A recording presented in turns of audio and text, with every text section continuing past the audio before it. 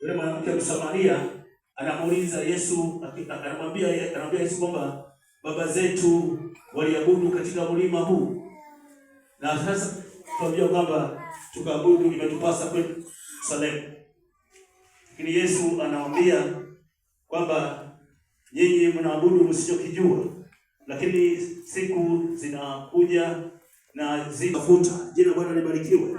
Kwa hiyo Mungu wetu, na kama kwa hiyo ni kwamba maana pale anasema kwamba wanaomwabudu wanatakiwa kumwabudu katika roho na kweli. Yaani Mungu usitarajie kupokea Roho Mtakatifu kama unamwabudu Mungu nusu nusu.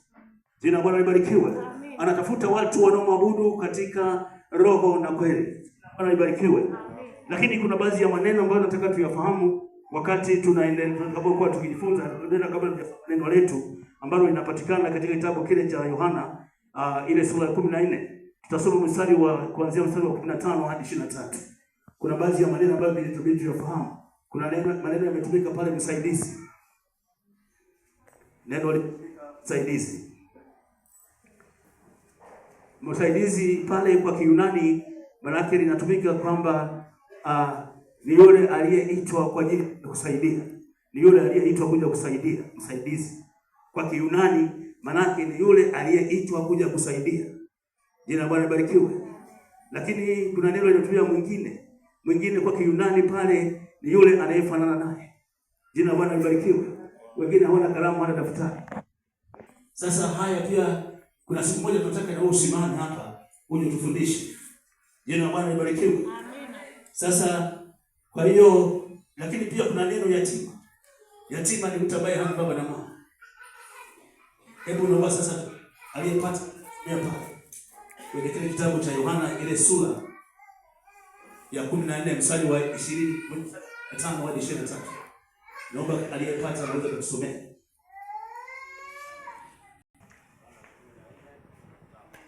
14:15.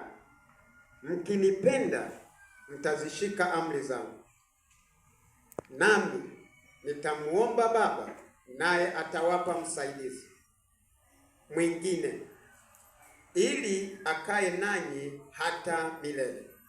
17.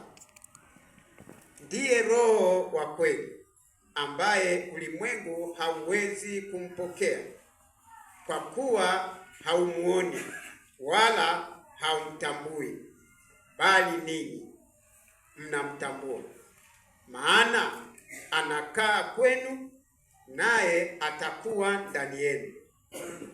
18. Sitawaacha ninyi yatima, naja kwenu. 19.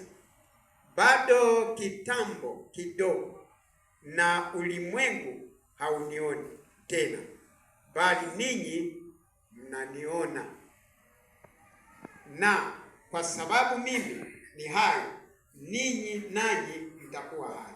20.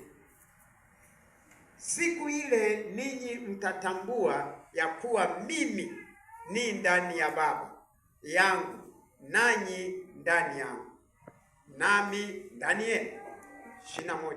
Yeye aliye na amri zangu na kuzishika, yeye ndiye anipendaye, naye anipendaye atapendwa na Baba yangu, nami nitampenda na kujidhihirisha kwake. 22. Yuda siye Iskarioti akamwambia Bwana, imekuwaje ya kwamba wataka kujidhihirisha kwetu, wala si kwa ulimwengu?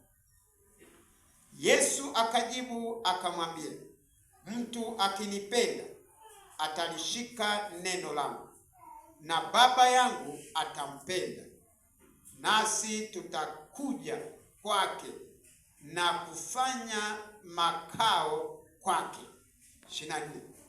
Neno mnalolisikia silo langu, ila ni lake Baba aliyenipeleka. Amen.